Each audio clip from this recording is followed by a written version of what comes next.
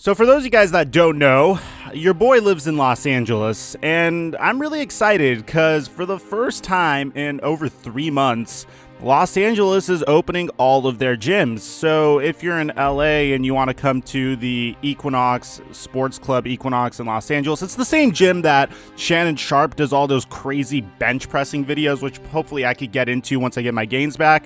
Come through and I guess watch your boy work out, get a spot in. I don't know, man. I'm just excited about that. But to celebrate my excitement for my gym opening up during an absolutely questionable period to open up, but hey, they got to make that revenue, I am going to be highlighting the way NFL stars and NFL rookies have been training during quarantine.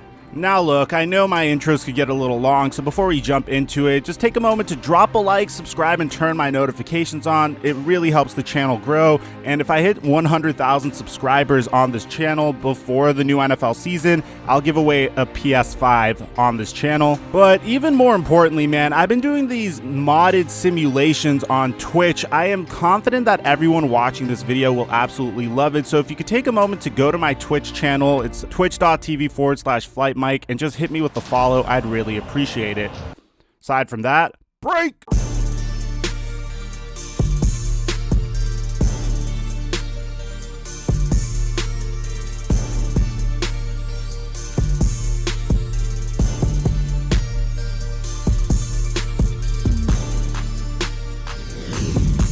Mic check 1 2 1 2. What's going on, everybody? Bro, we gotta start this workout video out correctly. Now, this is really weird to me because for those of you guys that don't know who Jonathan Allen is, he was a player that was considered to be a lock to be a top 3 pick in the 2017 NFL draft. As a matter of fact, he was supposed to get drafted way higher than Solomon Thomas did.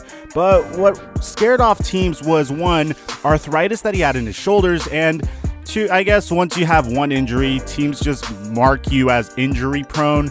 But here's the scary thing, bro. My man is over here squatting not 300 pounds, not 400 pounds, not 500 pounds, well, technically 500 pounds, but damn near 600 freaking pounds, bro. The official weight of this is 595, and my man has a whole freaking pit crew over here trying to spot him, make sure he doesn't die. Now, for those of you guys that don't know, Jonathan Allen actually suffered an injury to his metatarsal in his foot. So for those of you guys that aren't science nerds like me, pretty much what that means is one of his bones, like one of his foot fingers, I guess you could say, got injured once. So putting that kind of pressure on your metatarsals is a little terrifying, but dude is looking like a mountain of a man. He didn't seem to sustain an injury here. He's looking really good and really in shape, and that's kind of a big deal if you're a Redskins fan, because who was the Washington Redskins first round pick this year?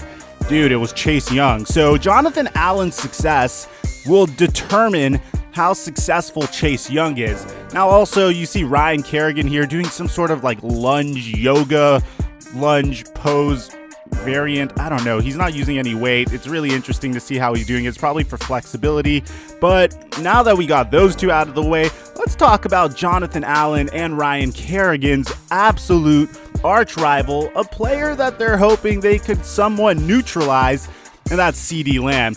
Now, the interesting thing about CeeDee Lamb is the way he's doing this workout. If you take a look at him, you notice a signature trait in this workout that Cowboys fans are very synonymous with.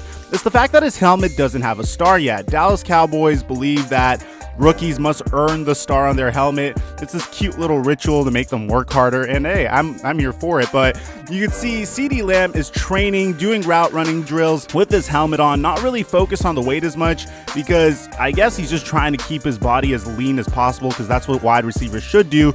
Working on his actual strength over here, doing some interesting push-ups. He's doing the diamond to wide push-up variant in order to strengthen his triceps and also strengthen his chest. And my man absolutely loves the resistance bands here, bro. Now, personally, I've never been a huge resistance band guy, but hey, you know, NFL players have different training regimens and different goals than each other. You saw Jonathan Allen going for absolute mass with the near 600-pound squat, whereas CeeDee Lamb is trying to stay away from the heavy weight and focus more on maintaining agility and being as lean as possible, of course, while also trying to work on his footwork. All in all, I don't know what type of season to expect from CeeDee Lamb, mainly because he's in a very interesting situation. I'll admit it as a Cowboy fan. I don't think the Cowboys needed CeeDee Lamb at all whatsoever. They had two 1,000-yard receivers last season, but it was one of those things where if you don't draft CeeDee Lamb, he's going to probably become a member of the Eagles, and then you're going to have to focus on stopping him. So you might as well have him on your team as a wide receiver 3 than as a member of the Philadelphia Eagles. Very interesting to see how it goes for him this season, though. Now, meanwhile, I understand not everybody on this list is currently in the NFL, including Cam Newton. And look at what he's doing, man. It's almost as if once he got officially released by the Carolina Panthers, this guy has been a man on a mission. He has been more motivated than ever. He seems to be the type of person that absolutely destroys his competition when he has a chip on his shoulder. And the best example I could come up with was after he got threatened with expulsion from the University of Florida, Cam Newton had to transfer to Blinn College, a community college. And then he absolutely crushed the competition at Blinn. Then he transferred to Auburn, and then he won a national championship before becoming the #1 overall pick in the 2011 NFL Draft. Pretty much what I'm trying to say is, you know that joke I make about Baker Mayfield where I say Baker Mayfield only performs well when he has a chip on his shoulder? Well, I don't think Cam only performs well when he has a chip on his shoulder, but I think he performs really, really freaking well when people are counting him out. He responds to that type of pressure extremely well, and I feel like as a result of that, he's going extra hard this offseason to potentially impress a team. Now, honestly, it's really hard for me to pinpoint what team could use Cam Newton because it's not like Cam Newton is Colin Kaepernick. Whoever signs Colin Kaepernick knows that Cap is going to be okay with just being the backup. But whoever signs Cam Newton knows in the back of their mind that there is a chance that Cam Newton could cause a little bit of a quarterback controversy. So the teams that I think, or the team that I think is probably the most likely to sign a player like Cam would probably be the Jacksonville Jaguars once or if the Gardner Minshew experiment doesn't work out so well. All in all, it seems really nice to see Cam Newton on his grind this much, but what's really fascinating to me is how he always opts for the black and white filter and that very interesting font he uses in those Instagram captions.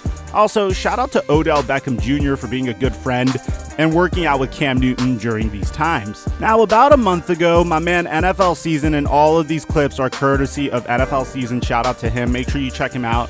My man uploaded a video of Tyreek Hill doing Nordic hamstring curls, and this video went absolutely viral. I don't know about you guys, I cannot do this. I don't think I've tried, but it just looks like I cannot do this. And also shout out to his daughter doing those freaking ab rollouts right next to him.